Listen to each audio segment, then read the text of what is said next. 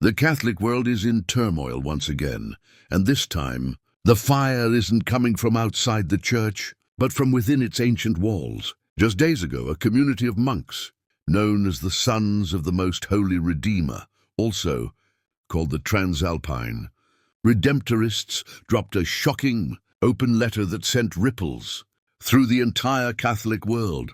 The message? Bold, defiant, and impossible to ignore.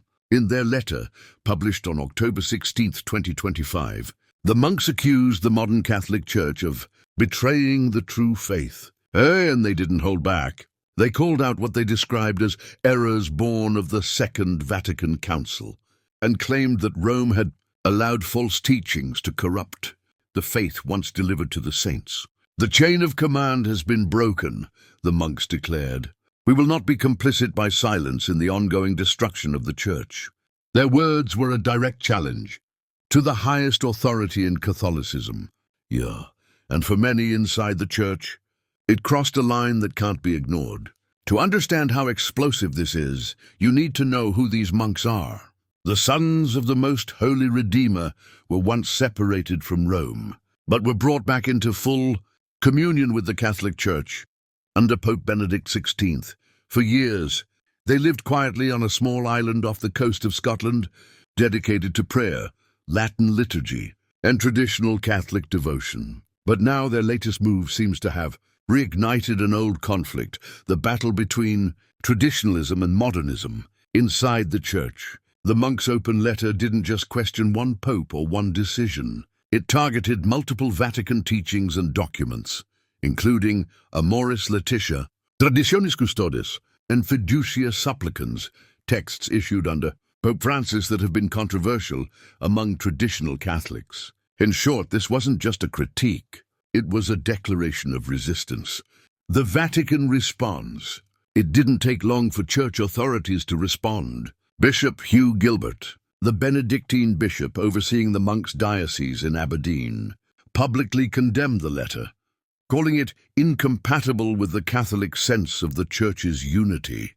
Behind the scenes, sources confirmed that the Holy See's dicasteries, the Vatican departments responsible for doctrine and religious life, are already studying the situation. In fact, there had already been an apostolic visitation, a formal investigation ordered by Rome to examine the community's internal life and fidelity to church authority. In other words, the Vatican isn't ignoring this. It's watching closely and may soon act decisively.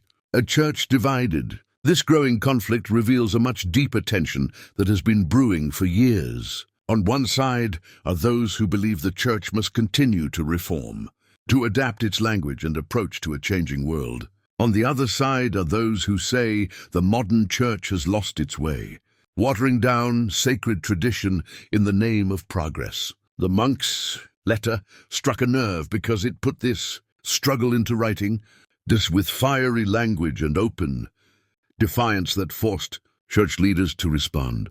And now, with the Vatican preparing its next steps, many are asking, is this just a local rebellion or a symptom of something far bigger?